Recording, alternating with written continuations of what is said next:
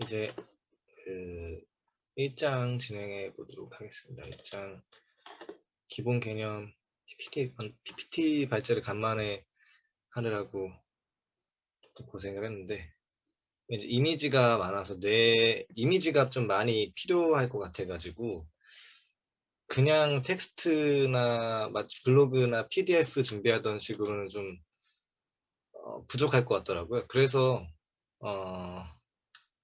PPT로 나름 좀 열심히 준비해 봤습니다. 좀 재밌게 봐주시면 좋을 것 같고, 네, 일단 뇌와 내부 세계라는 책 간단하게 이 소개나 그 뇌과학이나 이런 뭐 생물학적인 견해를 가지고 인간 심리를 바라봐야 하는 이유를 간단하게나마 소개해 보도록 하겠습니다. 그 스티븐 핑커라고 유명한 잠깐 이거 좀 닫아요. 유명한 인지심리학자 겸 진화심리학자 겸 언어학자가 있는데, 이 사람이 말하길 과학과 인문학의 통섭은 양자 모두에게 윈윈이 됨을 강조했다. 예술, 사회, 그리고 문화는 인간 두뇌의 산물이다. 이들은 외부 세계를 느끼고 지각하고 생각하는 각 개인의 심적 능력에서 솟아나 사람들끼리 서로 아이디어를 주고받는 전파 과정을 통해 여문다. 현대 과학이 인간 본성에 대해 지금껏 쌓아올린 빛나는 연구성과들이 종교, 예술, 정치, 도덕, 역사, 문학, 법, 경영 등에 의하는데 아무런 쓸모가 없다면 그것이야말로 놀라운 일이 아닐까. 그 진화심리학자, 한국의 뭐 최초의 심리학자, 최초의 진화심리학자라고 불리는 전중환 선생님께서 문화일보에 기고한 칼럼 중 일부인데, 과학과 인문학의 동등한 파트너, 이 과학을 아주 잘 이해해야, 제대로 이해할 때 아주 유의미한 인문학이 나올 수 있다. 제대로 된 새로운 통섭이 나올 수 있다라고 스티븐 핑커를 인용하면서 지금 이야기를 하기도 했고요. 그리고 노브레이너라고 처칠랜드라는 유명한 신경 철학자가 있어요. 그 플라톤의 카메라라거나 이 처칠랜드 부부거든요. 패트리샤 처칠랜드, 폴 처칠랜드, 둘 다 철학자고 둘 다 신경과학과 물리학적인 소양이 아주 깊은 기반 위에 서 있어서 철학을 전개하는 신경철학자라고 불리는 철학자인데, 처칠랜드가 말하길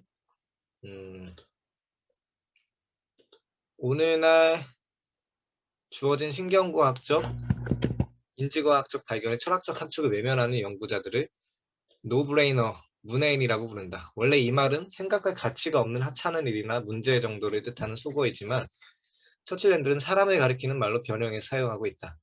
이러한 과격한 표현은 한국어에서 마찬가지로 거북한 뉘앙스를 띠지만 완고한 전통 철학자들에 대한 의도적인 도발로 보인다.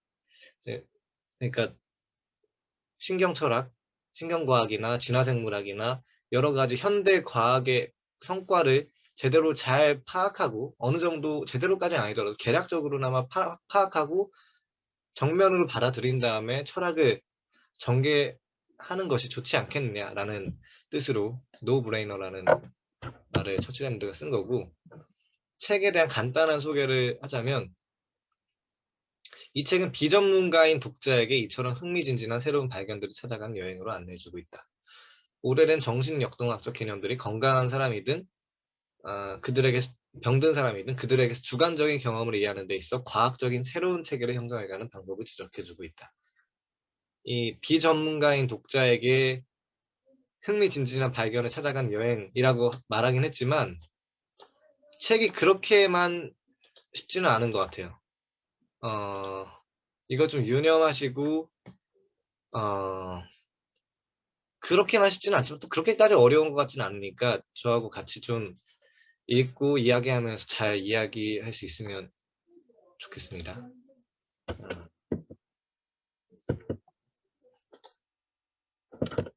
그래서 이 부분은 바로 초심자를 위한 뇌에 대한 안내이다. 여기에선 사실상 신경과학의 사전 지식에 대한 아무런 가정도 필요 없고, 또한 변화의 사실들과 멋들어진 사진으로 독자를 현혹시킬 의도도 전혀 없다. 그 목표는 오히려 간단하다. 즉 비전문가들에게 뇌가 우리의 주관적인 정신생활을 어떻게 만들어내는지 그에 대한 기본 사실에 익숙해지도록 하는 것이다. 그러니까 뇌에 대한 기본적인 해부학이나 생리학 정도를 간단하게 서문이나 일장에서 좀 언급할 생각이거든요. 여기에 대해서 그렇게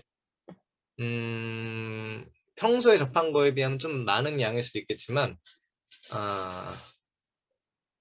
조금 그래도 친절하게 책에 나름 잘 설명이 되어 있기 때문에, 그리고 제가 어떤 것들을 좀 알아두고는 짚고 넘어갔으면 좋겠다는 것쯤은 다 짚고 넘어갈 거라서 그렇게, 그리고 다 외울 생각이 아니라도 천천히 조금 스텝 바이 스텝으로 천천히 좀 익숙해지거나 물에 천천히 담그듯이 좀 익숙해졌으면 좋겠다는 생각도 들었습니다. 아무튼 그 피니어스 게이지의 사례가 처음에 등장을 하는데, 그 공사장에서 사고를 당해서 뇌에 그 파이프가 박힌 거예요. 뇌에 파이프가 박혀서 여기 이쪽 그 전두엽 쪽에 엄청 관통당한, 전두엽 쪽을 아래부터 위까지 다 관통당한 그런 사고를 경험한 사례가 있었는데, 피니어스 게이지의 사례가 있는데, 이 사례가 굉장히 유명합니다. 이 뇌 국제화 이론에서 굉장히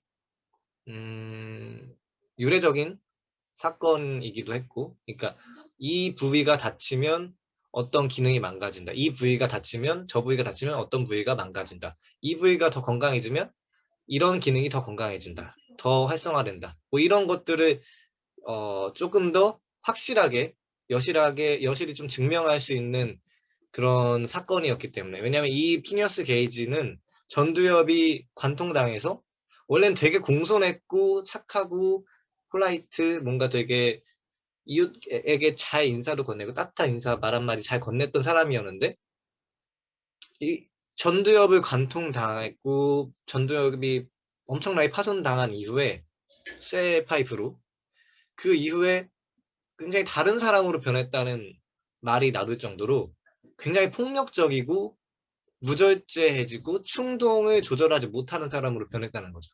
피니어스 게이지라는 사람이. 그 사례를 봤을 때만 하더라도 전두엽이라는 게 굉장히 중요한 거구나. 그리고 그 중에서 전전두엽, 뭐 전두엽, 그 PFC, 프리프론탈 코르텍스, 뭐 그런 부위가 굉장히 브레인 오브 브레인이고, 우리의 인간다움이라거나 존엄성, 그런 것들을 잘 가지고 있는, 우리의 이 책에서도 보면 초자라고 하는, 프로이트 정신분석학의 초자라고 말할 수 있는 그런 부위와 좀 맞닿아 있는 부위구나, 그런 기능과 맞닿아 있는 부위구나라는 걸 좀 느끼게 해줄 수 있는 아주 충격적인 사건이었다고 볼 수 있겠습니다. 피니어스 게이지 사례를 잘 기억하시면 이 전두엽이 얼마나 중요한지, 인간다움이나 존엄성에 대해서 얼마나 중요한지 그걸 잘 기억하실 수 있으면 좋겠습니다. 피니어스 게이지 사례를 사례 중심으로 항상 인간이 잘 기억하기 마련이니까. 그래서 신경과학적 접근을 일단 기본적으로 베이스로 깔고 나갈 겁니다. 그래서 신경과학은 증거의 객관적인 위상 덕분에 유용한 고정점을 제공하게 되어 그로부터 정신분석적인 개념들을 재평가하게 된다. 마음의 과학에 대한 두 가지 접근 방법이 있다고 했는데, 일단 신경과학하고, 그리고 또한 정신분석은 풍부한 이론적인 전통 덕분에 신경과학자들한테 주관적인 경험에 신경과학에 대한 연구를 이끌어가는 포괄적인 개념체계를 제공해주게 된다. 이런 말을 하죠. 그러니까 정신분석에 일단 사례들이 굉장히 프로이트 이후로 굉장히 다양하고 많이 쌓여있기도 하고, 그 사례를 어떻게 하면 최대한 객관적인 증거로 유용한 고정점을 제공할 수 있는, 그것을 신경과학으로 좀 극복하겠다라는 거죠.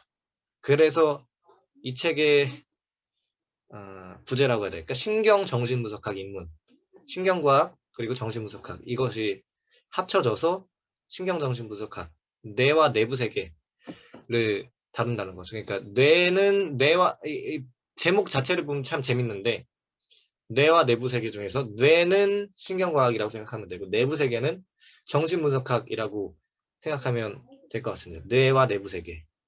그것을 합쳐서 뇌를 통해서 내부 세계를 보고 내부 세계를 통해서 뇌를 보고 그것이 서로 겹쳐져서 시너지를 통해서 의식이란 무엇인가, 마음이란 무엇인가, 감정이란 무엇인가, 꿈이란 어떻게 해석해야 되는가, 뭐 그런 것들을 최대한 신경과학적인 객관적인 위상에 있는 신경과학을 통해서 마음을 접근하자, 마음의 과학을 접근하자, 뭐 이런 논조가 이 책의 가장 주요한 논조예요. 그래서 좀 존설이라고 하는 인공지능 관심 있으면 한 번쯤 들어봤을 법한 그런 유명한 철학자인데 중국어방 사고실험, 중국어방 논증이라는 사고실험으로 많이 유명한 그런 철학자입니다. 이 사람이 테드에서 강연한 영상이 있는데 Our Shared Condition Consciousness라고 하는 의식이 생물학적 현상으로 인정받았으면 생물학뿐만 아니라 과학의 모든 영역과 마찬가지로 과학적 분석이 가능한 분야가 되었다는 것입니다. 라고 하는 그런 부분이 있는데 그것을 좀 한번 좀 보는 게 좋지 않을까. 잠깐 좀 테드 영상을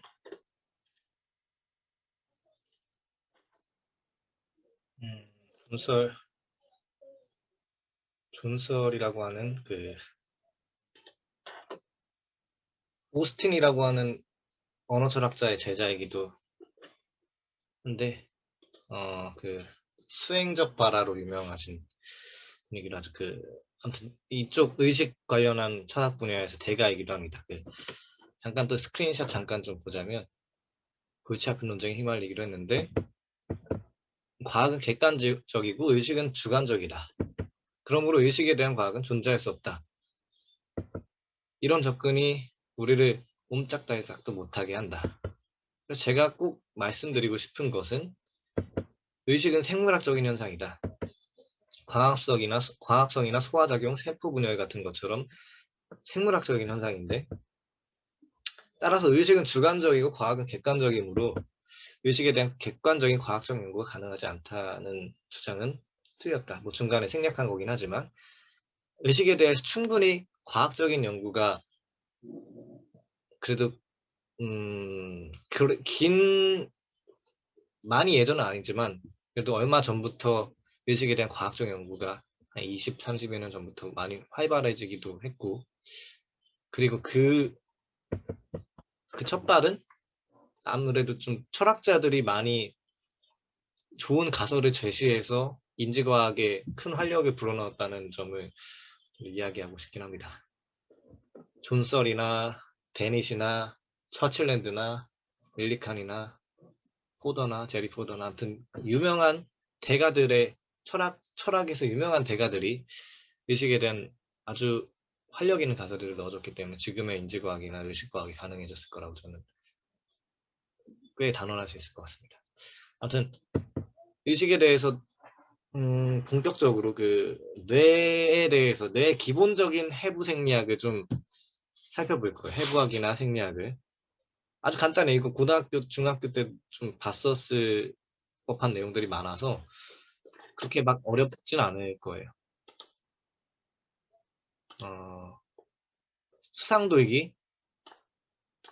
이게 전체가 이게 뉴런입니다. 뉴런 하나. 신경세포 하나라고 보시면 돼요. 이게. 하나의 신경세포 단위인데 이 가지돌기를 수상돌기라고 하고 수상돌기 가지돌기라고 하는데 이 뉴런은 이 커다란 세포체와 여기에서 가지가 뻗쳐나간 가지돌기, 수상돌기가 있고 그리고 여기가 마지막이 축삭돌기죠. 축삭돌기까지 여기서 자극을 받으면 수상돌기에서 전기적 자극을 받으면 여기로 쭉 자극이 전달되는 거예요. 전기적 자극이. 전기적 자극이 쭉 전달돼서 축삭도액이, 여기가 축삭도액인데 축삭도액이까지 전달이 돼서 다른 이 가지도액이라거나 가지도기가 있으면, 똑같은 이것과 가지도기가 있으면 쭉 여기서 시냅스가 형성되는 거죠. 연결이 돼서 여기서 무언가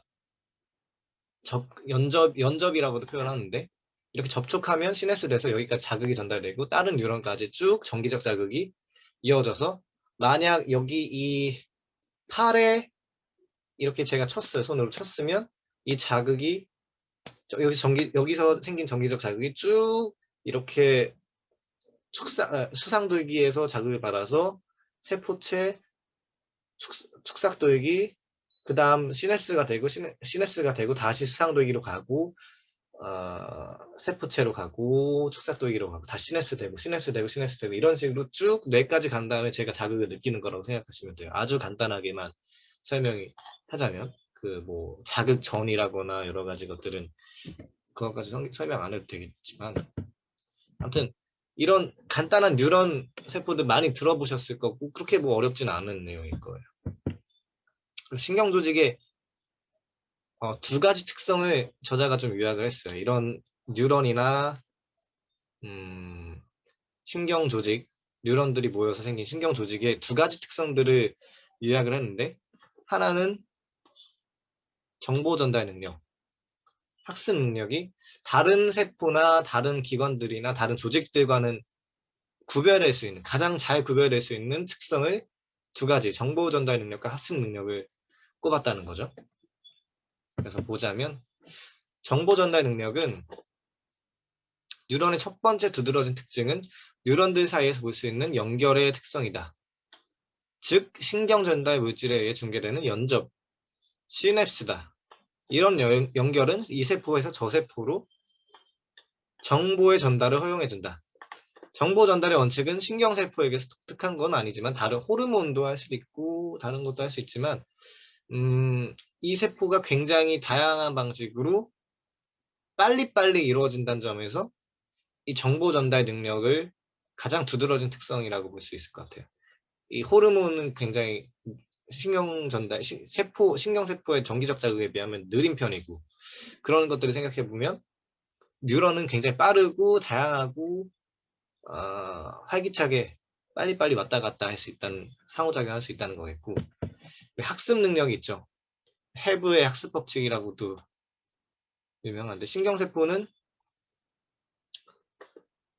이게 지겨운 학습인지 아니면 새로운 학습인지 잘 알아차리고, 이거 새로운 거구나, 이건 계속했던 거네, 지겨운 거네 라는 걸 알아차릴 정도로 학습 능력이 있는 거예요. 이거 학습 능력은 막 많은 세포들이 모여야만 가능할 수 있는 게 아니라, 조직이 있어야 다 가능할 수 있는 게 아니라, 굉장히 시냅스 단위에서도 학습이 이루어진다는 게 굉장히 놀랄만한 건데, 굉장히 아주 작은 미세한 뉴런 단위에서도 학습이 이루어진다는 거죠.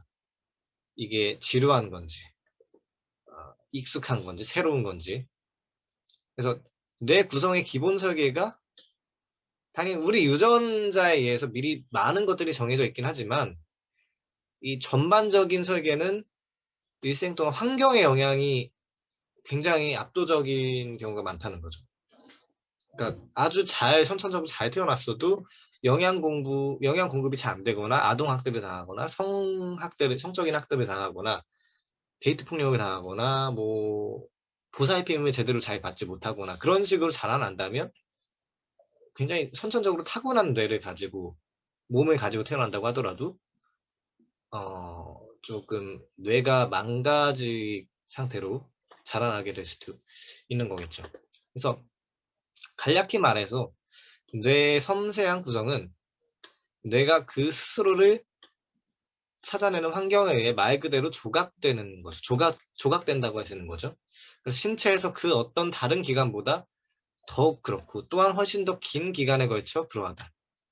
그러니까 우리 신경 가소성이라고 하거나 그러한 것들이 학습 능력, 우리 신경 가소성이라는 말 요즘에 많이 쓰는데, 뇌 가소성이라고도 하고, 뇌가 유연하게 지금 이 순간 말고 다른 식으로 변할 수 있는 물렁물렁한 그런 성질이라고 해야 될까? 지금과는 다른 모습으로, 다른 마음으로 변할 수 있는 그 중요한 뇌나 의식의 성질 중 하나가 뇌의 가소성인 거죠. 지금도 계속 긴 기간에 걸쳐서 계속해서 학습할 수 있다는 거. 일단 정보 전달 능력, 학습 능력 이 두 가지를 볼 수 있고요. 그 뉴런을 공부했으니까 이 뉴런이 뇌에서 어떻게 이루어지고 있는지, 뇌에서 다른 데도 뉴런이 있지만 특히 뇌에서 어떻게 구성되어 있는지 그것들을 좀 간단하게 볼 건데 이 적절한 그 이미지를 구하진 못해가지고 이 이미지 나쁘진 않지만 혹시나 좀 참고하시려면 책의 34페이지를 보시면 그래도 괜찮을 것 같습니다. 일단 일단 책의 33페이지 34페이지 그림 보면은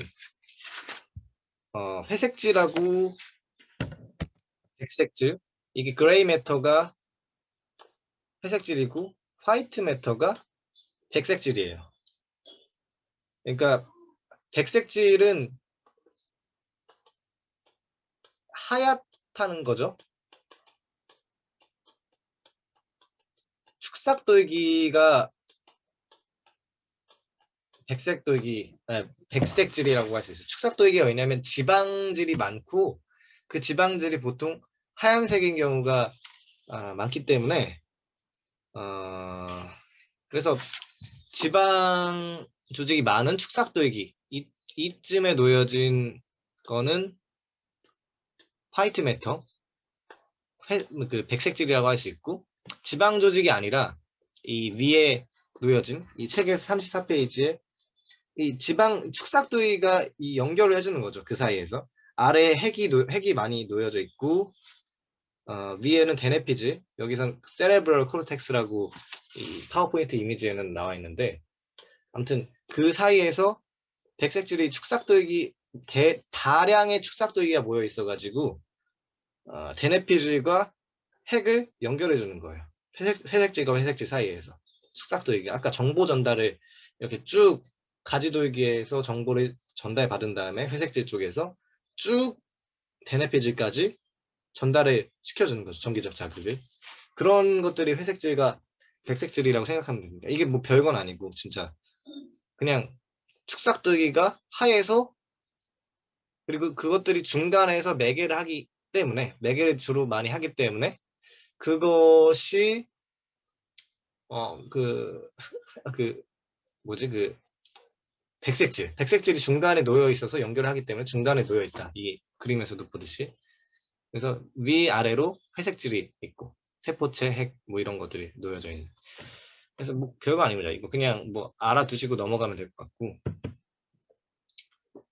그리고 뇌의 간단한 구성을 살펴볼 건데 이 정도는 다 알고 넘어갔으면 좋겠다라고 하는 것들 다 보진 않겠지만 다 보기는 힘들겠지만 이 정도는 다 알고 넘어갔으면 좋겠다는 것들을 이야기하면 좋을 것 같습니다. 이게 뇌간의 이 전체가 뇌간이라고 할 수 있는 부위인데 이게 브레인스템이라고 하죠. 뇌의 가장 우리의 생명줄이라고 할 수 있는 생명줄기라고도 할 수 있는 인간 생명의 가장 기본적인 부위를 담당하고 있는 뇌 부위라고 보시면 됩니다. 일단 아래부터 보면 척수죠. 포유류도 다 가지고 있는 척수동물 다 가지고 있는 척수인데 인간뿐만 아니라 척수 반사라는 말도 있지만 굉장히 반사적으로 뭔가 반응하는 뜨거운 게 있으면 반사적으로 반응하고 굉장히 차가운 게 있어도 반사적으로 반응할 수도 있고 그리고 또 아픈 게 있으면 굉장히 가시라거나 그런 것들이 있으면 반사적으로 아야 하고 손을 떼거나 그런 반응을 할 수 있는 척수이고 굉장히 생명 보존에 가장 유용하고 필수 불가결한 부위라고 할 수도 있겠죠. 그리고 이 숨뇌라고도 여기 이미지에는 숨뇌라고 나와 있지만 연수라고 보통 말을 하는 숨뇌는 호흡이나 아니, 말 그대로 순례라고 번역하면 조금 더 이해가 쉬울 텐데 호흡이나 우리의 기본적인 기초 호흡 같은 거에 주로 관장하는 부위라고 보면 될 것 같고 그리고 이게 위에가 시상 그 아래가 여기가 중뇌라고 할 수 있는데 시상은 중계센터라고 보면 될 것 같아요. 좀 이따가 제가 시상은 요리사, 편도체는 화재 경보기라는 비유를 가져다가 쓸 텐데 시상은 굉장히 요리사라고 보면 될 것 같아요. 여러 가지 정보, 감각 정보들이 인풋들이 들어오면 그것들을 잘 요리해서 중계한 다음에 중계센터인 거죠. 여기다가 보내고 여기 전두엽에다가 보내고 편도체에다가 보내고 뭐 그런 작업을 하는 그런 중계센터의 작업을 하는 곳이 시상이라고 보면 될 것 같고 이 중뇌는 우리 눈 반사, 시각 반사, 그런 것들을 주로 담당하는 곳이라고 보면 될 것 같습니다. 여기까지 뭐 지금 우리가 하는 곳에서는 중뇌가 막 그렇게 중요하진 않고 시상 같은 거나 연수라거나 척수 같은 거 다시 잘 그 상기시키면 좋을 것 같습니다. 중고등학교 때 배웠던 거지만 이것도 뭐 간단하게만 그냥 좀 다 아실 것 같지만 또 뇌하수체라는 부위도 그 호르몬을 주로 관장하는 부위죠. 호르몬. 뇌하수체 전엽이나 뭐 그런 쪽에서 내분비 개반응 뭐 그런 것들을 주로 담당하는 곳인데 그냥 빨리 넘어갈게요. 여기는 뭐 그렇게 여기 중요한 거죠. 이거는 좀 이거 아까도 잘 기억하셔야 되겠지만 아까도 뭐 기본적인 해부학적인 내용이니까 이것들을 잘 기억하시면 다음에도 조금 쓸모있게 뭔가 좀 여러 가지 좀 다음 챕터에서도 다다음 챕터에서도 그 다음 챕터에서도 쓸모있게 언급이 되는 경우가 많기 때문에 그리고 이것들을 잘 알아야 뇌과학의 많은 것들을 이해할 수 있는 경우가 많기 때문에 잘 알아두시면 좋을 것 같아요. 이 대뇌가 있다고 하면은 여기 전두엽 이 중간을 기준으로 여기는 전두엽 여기는 부정엽 여기 뒤통수가 후두엽 여기 그 여기 또 뇌 머리의 측면 부위, 옆쪽 부위가 측두엽이라고 생각하면 되고 여기 뒤통수가 후두엽이라고 생각하면 되고 앞쪽이 전두엽, 우리의 그 인간다움을 보장하는 아까 말했다시피 특히 전전두엽 부분이 그리고 각각의 좀 설명을 하자면 전두엽 좀 이따가 다시 한번 좀 이야기를 하겠지만 전두엽은 아까도 말했다시피 인간다움, 존엄성, 억제력 그런 것들 뭔가 초자라거나 음, 이성적인 사고 능력 같은 걸 주로 관장한다고 한다면 이 후두엽은 시각 부위를 담당한다고 생각하면 돼요. 시각을 담당한다고 생각하면 되고 여기 만약에 이 처음에 이 어떤 상이 이 망막에 맺혀서 있으면 후두엽 쪽으로 시각상이 넘어가는 거예요. 여기 V1이라고 하는 부위에서 비주얼 프라이머리 가장 기초적인 시각 부위에서 여기서 처리가 된다고 하면 이 물체가 어디에 있는 거야? 공간 지각을 할 때에 대해서는 공간 지각을 할 때 두정엽을 주로 그 두정엽 쪽으로 가서 인식을 하고 이것이 무엇이야?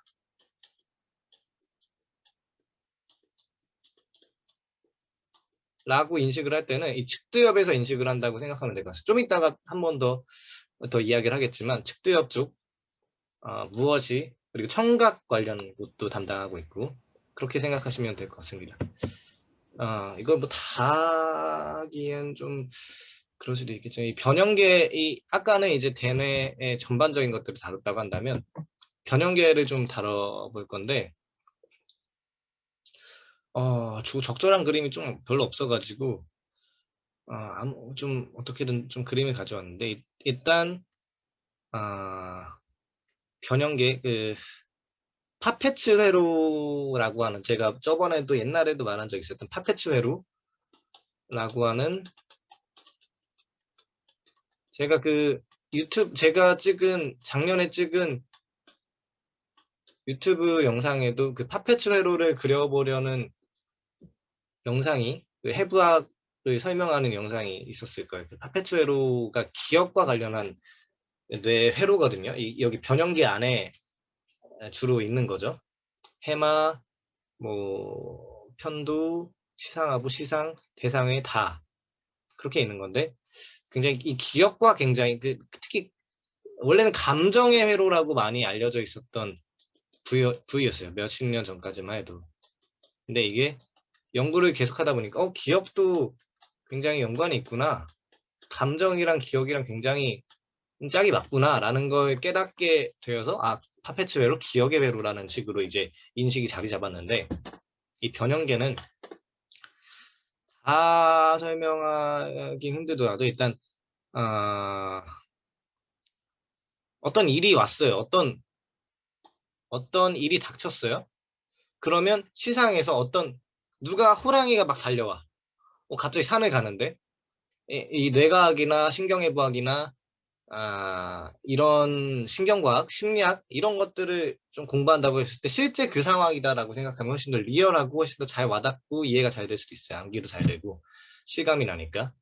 일단 호랑이가 막 닥친 거예요. 호랑이? 좀 그런가? 멧돼지라고 해야 될까? 호랑이 좀 비현실적이니까 몇 종의 동물. 막 북한산에 갔어. 뭐 아니면 저기 설악산에 갔는데 멧돼지가 막 들이닥친 거야. 그때 멧돼지가 있다는 시각적 자극이나, 보통 시각적 자극이겠죠. 청각적 자극도 뭐 별로 이게 없으니까 시각적 자극이 막 들이닥친 거예요. 시상에서 이거 처리를 하는 거죠. 시상에서 멧돼지 뭐 이런 중개센터, 요리사라고 하죠. 그런 처리를 하고 급하게 해마로 보내요. 해마가 아니라 편도체로 이거 어떻게 수정하지? 편도체로 보내요. 편도체로 보낸 다음에 이건 굉장히 위험하구나라고 공포 반응. 일단 전형적인 이 신경과학, 신경해부학의 입장에서 스탠다드한 교과서적인 편도체라고 하면 편견일 수도 있라고 할 수도 있겠지만, 전형적인 그 교과서에서는 일단 시상에서 뭔가 왔어, 자료가 왔으면, 입력이 왔으면 편도체로 보내지죠. 편도체에서 공포 반응을 담당하고 편도체에서 시상압으로 보내요. 시상압으로 이건 굉장히 위험하고 내분비계 호르몬을 빨리 보내서 코르티졸 분비하고 막 엔도크라인, 내분비계 여러 가지, 코르티졸을 포함한 여러 가지 호르몬들, 분비물들을 빨리 내뿜어서 빨리 달릴 수 있도록 준비해라고 시상하부에게 대기를 타게 하는 거죠. 그 다음에 여러저러한 과정, 뭐 뇌간까지도 가기도 하고 브레인스템까지 가기도 하고, 그리고 그것들이 해마로도 쭉쭉쭉 대상회라는 부위까지 간 다음에 뭐 해마로 오고, 이런 순환의 과정을, 이 루프된 폐쇄 회로의 과정을 계속 거치게 되는데, 이거 뭐 지금 다 설명할 수는 없겠고 나중에 기억의 과정이나 꿈의 과정에 나올 때 다시 한번 설명할 시간이 있을 겁니다. 아무튼 이 변형계라거나 이 변형계 안에 있는 파페츠 회로, 이게 굉장히 감정이나 기억이 굉장히 중요하다라는 거 알아뒀으면 좋겠고, 적어도 이 부위들이 어떤 역할이나 기능을 담당하는지 그것들을 잘, 조금이라도 다 파악하지 않더라도 어느 정도 좀 파악하려고 하면 나중에도 이 책 말고도 나중에 내 생각, 내 의식이나 느낌이나 감정 한번 되살펴 볼 때도 큰 도움이 될 겁니다. 이 뇌과학이라는 게 신경과학, 신경해부학을 잘 알아둔다는 것이 메타인지를 할 때 굉장히 도움이 될 수 있다고 저는 생각을 하기 때문에 이 해부학적인 부위를 잘 알아두는 것만으로도 아, 이렇게 내가 지금 이 상태에 있구나라는 해부학과 그 관의 생리학을 잘 알아둔다면 굉장히 도움이 될 거예요. 그래서 이야기를 하자면 약간 시상은 요리사라는 비유를 쓴다고 했었는데, 시상은 요리사죠. 일단 아까 그 멧돼지가 산에 갔는데 멧돼지가 쳐들어오는 그 상황을 리얼하게 상상해 보도록 하겠습니다. 위험은 아까 그 상황 연장선으로 생각해 보자면, 위험은 삶에 존재하는 일반적 요소이고 멧돼지가 언제든지까지는 아니지만 쳐들어올 수 있다는 거죠. 아니면 뭐 범죄 상황이라거나 그런 상황의 일반적인 요소이고, 뇌는 이를 감지하고 반응을 준비하는 일을 담당한다. 외부 세계에 대한 감각 정보는 안이비설신, 불교에서도 안이비설신이라고 하는 그 부위를 통해 전달되는데, 이 감각들은 변형계 내부에 자리한 시상으로 모이는 거죠. 여기 요리사 역할이라고 생각하면 돼요. 여기서 이 안이비설신, 눈, 코, 귀, 피부 등을 통해 전달된 시상의 정보가 이제 시상에서 요리가 되는 거죠. 이게 어떻게 정보가 요리가 되어서 어디로 보내지는 건지. 아, 이것이 내게 일어난 일이구나 라고 깨닫게 된다거나, 그것들은 이제 한쪽은 변형계 저 깊이 편도체로 가거나 한쪽은 전두엽으로 보내거나, 이렇게 되는 겁니다. 시상은 요리사라는 말이 이렇게, 아, 내가 이런 일이 일어난 거구나라고 만들어내는 거예요. 만들어내는 거. 시상이 만들어내는 거. 지금 무슨 상황이구나라고 단순히 예측을 한다고 하기에도 좀 예측이죠. 예측이 일종의 구성이니까. 아무튼 지금 만들어내는 거예요. 내가 지금 어떤 상황이구나 하고, 직접 그 상황을 내가 그렇게 대하는 것이 아니기 때문에 추론하는 거죠. 추론하고 재구성하고 예측하고, 그렇게 이루어지는 건데, 근데 편도체는 그에 반해서 화재 경보기라고 보시면 돼요. 적어도 스탠다드한 입장에서. 편도체 쪽으로 유명한 조지프 루드는 저번에도 감정은 어떻게 만들어지는가라는 책에서 나왔다시피 편도체로 향하는 길이 굉장히 빨라요. 전두엽에 비해서. 그러니까 전두엽으로 가는 윗길에서는 감당할 수 없을 만큼 큰 위협을 느끼면 이동 속도가 몇 밀리초가량 느려지고, 그렇기 때문에 편도체로 가는 과정이 굉장히 빠른 하이웨이를 타서 지금 굉장히 위험한 상황에 바로바로 느끼고 바로 대처를 할 수 있게, 바로 지금 상황에 대비를 할 수 있게 상황을 만들어 두는 거죠. 그 지금 예측을. 그래서 큰 위협을 느낄 때 시상에서 일어나는 과정도 세분된다. 이 엄청나게 커다란 나쁜 일이라고 했을 때, 위협이 느껴졌을 때 시간이 멈춰버린 듯 지금 인지한 위험이 영원히 지속될 것처럼 느껴진다. 트라우마 같은 게 보통 그렇죠. 이거는 이 인용은 우리가 쓰는 본문이 아니라, 뇌와 내부 세계가 아니라 몸은 기억한다라고 하는 책에 나와 있는 구절입니다. 그래서 나는 편도체를 뇌의 화재 경보로 비유한다. 편도체의 주된 기능은 유입된 정보가 생존과 관련이 있는지 확인하는 것이다. 이 일은 신속하고 자동적으로, 이게 중요하죠. 신속하고 자동적으로 진행되며 근처에 있는 해마가 새로 들어온 정보를 과거의 경험과 연관시켜 분석하고 결과를 제공하면서 판단에 도움을 준다. 편도체가 위협을 감지하면 시상하부와 뇌간에 즉각 메시지를 내려서 스트레스 호르몬 시스템을 가동시키는 거죠. 지금 엿됐다. 빨리 도망칠 준비해라. 혹은 싸울 준비해라. 코르치졸, 아드레날린 빵빵 분비해라. 이런 식으로 명령을 내리는 거죠. 편도체는 시상에서 전달된 정보를 전두엽보다 더 빨리 처리하므로 유입된 정보가 생존에 위협이 되는지 여부를 미처 깨닫기도 전에, 전두엽에서는 우리가 의식을 하는 거죠. 내가 지금 뭔가 안 좋은 일이 생긴 것 같아, 위험한 일이 생긴 것 같아 라고 의식하기도 전에 빨리 도망치고 막 그 내분비 호르몬이 분비가 되고 그렇게 되는 거죠. 이게 시상과 편도체에 대한 간단한 설명이에요. 조금 어느 정도 좀 감이 오시진 않을까 싶습니다. 시상이나 시상하거나 이것들에 대해서 편도체에 대해서 이런 비율을 조금 더 파악했을 때 처음 보는 사람들이 이게 훨씬 더 쉬울 수 있으니까 그래요. 이 내부 세계와 외부 세계. 그래서 한마디로 말하면 뇌는 두 세계를 연결시켜 줍니다.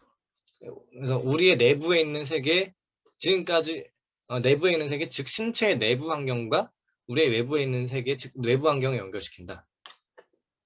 뜻깊은 의미로는 뇌의 가장 중요한 임무가 이런 분수계를 중재하는 일이라고 이야기를 합니다. 분수계라고 되게 어렵게 조금 옛날 책이라서 어렵게 분류가 되긴 했지만 다른 각자의 두 개의 세계를 중재하는 거죠. 뭐 다르다고 하기도 좀 그럴 수도 있겠지만 즉 생명 유지에 필요한 신체 내부 환경의 요구와 내부 환경이죠. 여기는 내부 세계라고 하시는 거죠. 항상 변하고 있는 우리 주위의 세계 사이를 중재하는 것인데 그래서 내부 세계와 외부 세계를 잘 중재하는 것이 뇌의 역할이라고 보면 될 것 같습니다. 이 외부는 계속 변하는데 항상 변하죠. 헤라클레이토스가 라는 고대 그리스 철학자가 말하듯이 우리가 똑같은 강에 발을 두 번 담글 수 없듯이 세계는 항상 변하는데 그 변화에 맞춰서 빨리 계속 적응을 하고자 맞춰 나가고자 중재해 나가고자 하는 게 뇌의 역할이라는 거죠. 이게 내부 세계와 외부 세계, 뇌와 내부 세계라고 할 수 있는 거죠. 그래서 뇌는 아무튼 이제 내부 세계와 뇌를 다 이렇게 엮어 볼 수 있겠는데 여기까지만 간단하게 좀 이야기를 하고 좀 이야기를 좀 나눠보거나 하도록 하겠습니다. 이게 뭐 제가 그 유튜브 영상 공유한 유튜브 영상에서도 말씀드렸던 그 그림이나 해부도인데 아주 간단해. 이렇게 뭐 그림이 뭐 조금 복잡해 보일 수도 있겠지만 제가 영상에서도 설명했던 것처럼 여기 고등학교 동창이 있다고 쳐봅시다. 여기 우연히 만난 고등학교 동창이 있어요. 이 그림은 제가 도형으로 아주 심플하게 그린 건데 이 우연히 만난 고등학교 동창이 있어요. 이 고등학교 동창이라는 상이 이미지가 제 여기 망막에 맺히겠죠. 망막에 맺히면 이제 V1으로 가는 거예요. 맨 뒤에 후두엽. 제가 아까도 얘기했죠. 그 후두엽은 시각을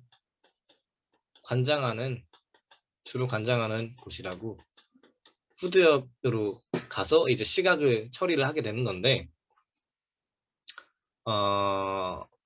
그래서 여기서 시각이 처리가 되고 만약에 이 간단한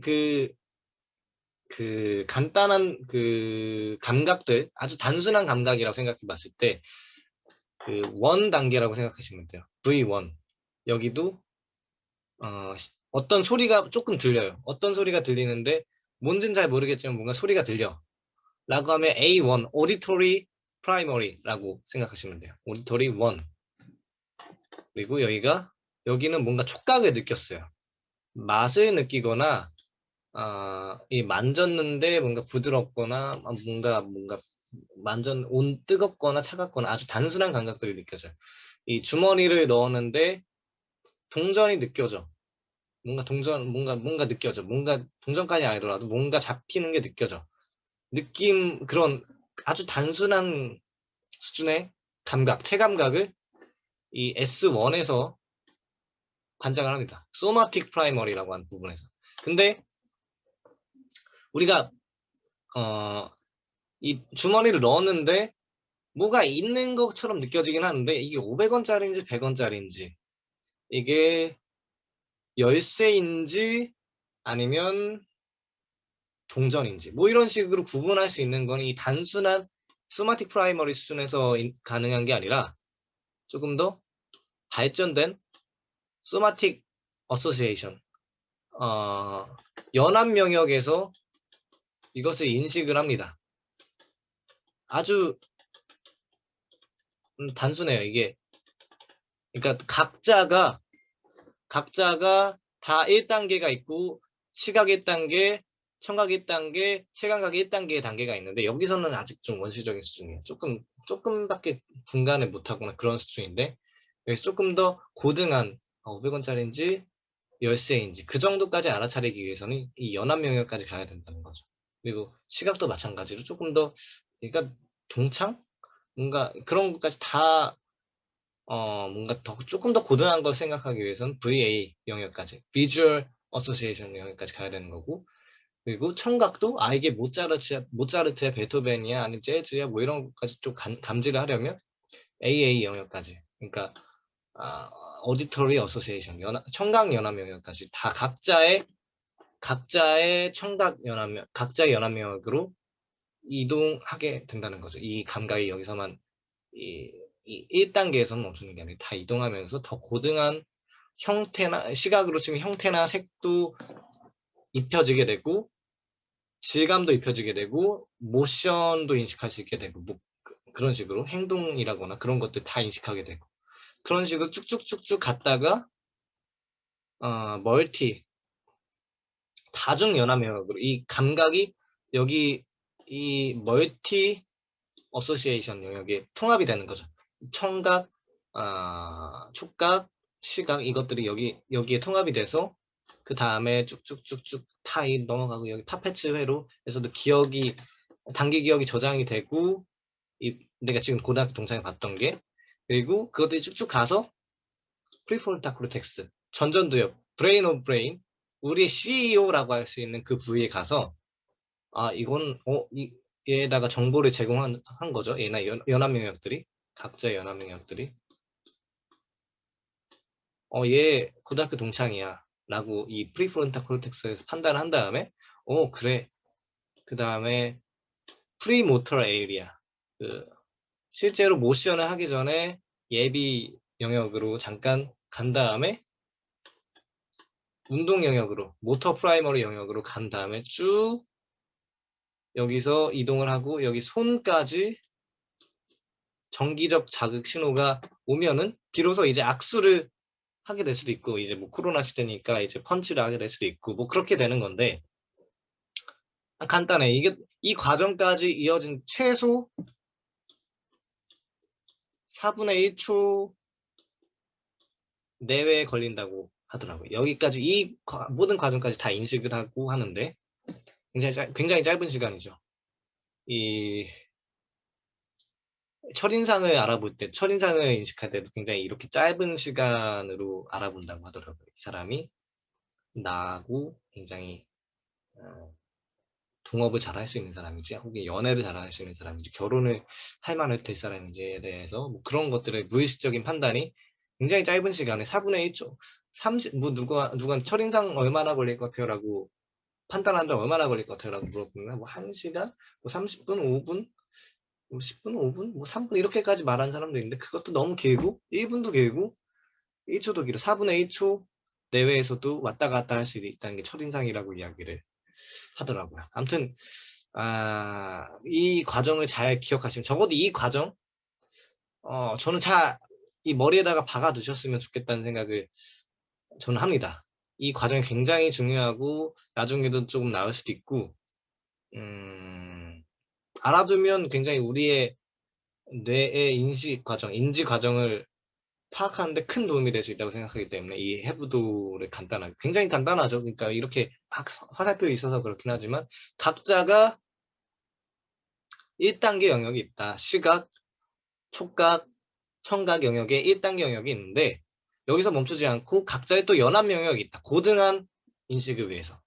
하나는 이게 청각으로는 모차르트인지 베토벤인지 판단하기 위해서 촉각은 얘가 500원짜리인지 열쇠인지 판단하기 위해서 촉각만으로 그리고 시각으로는 얘가 고등학교 동창인지 아니면 뭐 적인지 아닌지 모르는 사람인지 아닌지 그 정도는 판단하기 위해서 연합 영역으로 간다. 그리고 이것들이 모여서 멀티 어소시에이션 다중 연합 영역으로 감각이 또 통합된다. 촉각, 시각, 청각이 통합되는 거죠. 하나의 영역에서. 또 이게 전전두엽에서 판단을 한 다음에 이제 야 악수를 해 이런 식으로 가서 이 모터 프라이머리 운동 영역에서 운동 영역 피질에서 악수를 한다 이렇게까지 쭉 그게 이 과정을 굉장히 잘 기억을 하시고 각자의 그 해부학 그 위치를 잘 알고 있으면 굉장히 얻어갈 게 많을 거라고 생각해요. 이 정도는 많이 알아두시면 여러 가지에다가 쓸 때도 많고 후두엽 각자의 위치도 좀 기억을 하시고 후두 여기는 후두엽이고 이 청각은 아까도 말했다시피 측두엽이고 여기 공간 영역 여긴 두정엽 S1은 두정엽이라고 소마틱 프라이머리는 두정엽이라고 잘 기억을 해두시면은 조금 더 이해가 더 좋을 것 같습니다. 여기까지 간단하게 잠깐 이야기를 마치고 쉬기로 하고 이야기 나눌 게 있으면 지금 조금 이야기 나누고 쉬면 좋을 것 같습니다.